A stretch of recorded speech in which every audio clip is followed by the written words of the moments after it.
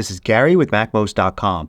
Let's take a look at what's new in macOS Sequoia 15.1. So when macOS Sequoia initially came out, it was missing a lot of features, most notably a lot of Apple Intelligence features. So let's go through what's new once you've upgraded to version 15.1. And note that a lot of these features are specific to the US. In other countries, Apple isn't releasing a lot of new features having to do with Apple Intelligence and iPhone mirroring, sometimes due to regulations and laws, other times because they haven't made new languages available for these features yet. So first let's start by talking about what's new in iPhone mirroring. So you could already use iPhone mirroring in macOS Sequoia 15.0 and you can even copy and paste between your Mac and your iPhone. But what you could do now is you can click and drag from your iPhone to your Mac. So you can see I just dragged an image there. You could do it the other way as well. Here I am in Mail composing a message and I could take a file from my Mac in the Finder and drag and drop it into the Mail app on the iPhone. An interesting new feature can be found if you go into the App Store. And then once in the App Store you go to Settings and then you'll find a new setting here. Download and install large apps to a separate disk.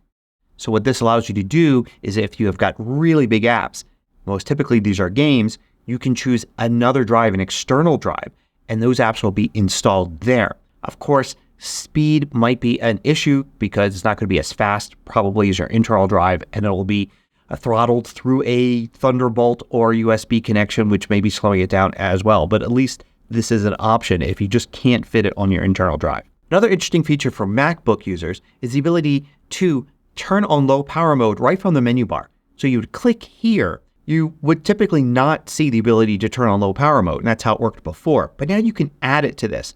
So if you go to System Settings and you go to Control Center, then look for Battery, you can show energy mode always. And now with that on, notice I could see that I'm not in low power mode, but I could switch to it if I want. So before you would have had to go into System Settings, Battery Settings, and switch it on there. This allows you to do it a little quicker to react to your situation. By the way, if you find these videos valuable, consider joining the more than 2,000 others that support MacMost at Patreon. You get exclusive content, course discounts, and more. You can read about it at macmost.com/Patreon. Now, a big new change is Apple Intelligence. Of course, your Mac has to support it and you have to be in the right region and set to the right language. Providing you have all that, you can go into System Settings and you're going to find a new area here for Apple Intelligence and Siri. And it's mostly just the Siri settings here. You'll notice that Siri looks different here in the menu bar and it works a little differently too. So when you bring up Siri now, you could certainly talk to Siri. You've got the microphone there. But you can type to Siri. You could do that before, but this is now the main way that it works. So it kind of feels a little bit more like using a tool like ChatGPT. And you can ask Siri questions like before, but you get a little bit more verbose if you want. You can still keep it pretty simple. So I can just ask, for instance, for the weather here, and you can see the results. Now, one change in addition to this looking differently is you can also drag this around and place it where you want. Siri's not yet connected to things like ChatGPT, but you can ask some questions and get answers right in here. And you should be able to ask questions about your Mac as well, kind of using Siri as Mac help. So you can see the answer for that actually came from the macOS user guide. In my test in the beta, this didn't work as well as I would like. Most of the time when I came up with sample questions, it couldn't find an answer or gave me web links as answers. But hopefully this will get better over time. Apple Intelligence does add a variety of summarizing tools. And you can pretty much summarize any text you want. So you can select text in some app. I'll use Notes here. And if you control click, right click, or two-finger click to bring up the context menu, you should see in there the Writing Tools section. And these are all parts of Apple Intelligence. So for instance, I can summarize, create key points, make a list, or make a table. Let's choose Summarize. We get this little window here that shows me a summary of the text that was selected. This could be text in Safari, it could be text in Pages, it could be text in a book, all sorts of different places where you can select text. This should work. And you could select the text, copy portions of it, copy the whole thing. Or even if you're editing text like I am here in Notes, you can replace the selected text with the summary. Another place you'll find summaries is in Mail. The first place you'll probably see them is when you look at the list of messages coming in. Instead of the first couple lines of text, you should find a summary of the whole message. That is, if the message is long enough that a decent summary can be created.